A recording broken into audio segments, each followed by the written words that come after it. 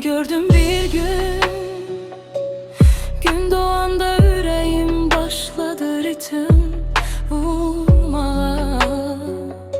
Gözlerin sanki yıldızlar idi, benim dünyam birden renk boyandı. Adımların musiki, gülüşünle sesim sesini kalmır, hiç kederlenmir. Gölgeler sen gelende yerim değişir.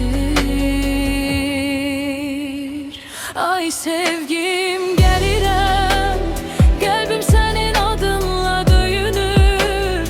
Bir bakışın min sözden derin, beni özüne çekir. Ay sevgim gelirem kayıp, yüreğimiz bir mahnı tek. Güley sevey bu hayatı.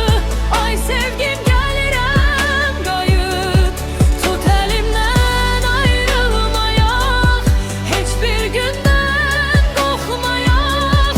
Sevgi bizim en güzel yolumuz, sen yanımda ol yeter.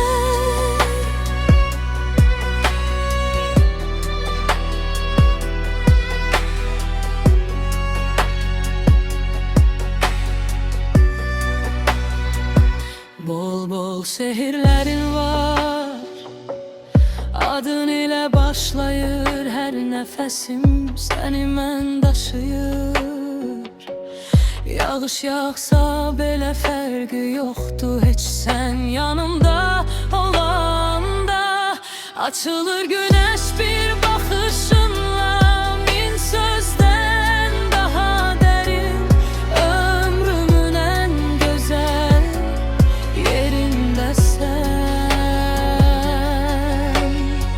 Ay sevgim gelirem, kalbim senin adınla döyünür. Bir bakışın min sözden derin, beni özüne çekir. Ay sevgim gelirem kayıp, yüreğimiz bir mahnı tek. Güley sevey bu hayatı. Ay sevgim gelirem kayıp, tut elimden ayrılmayak, hiçbir günden korkmayak. Sevgi bizim en güzel yolumuz, sen yanımda ol yeter.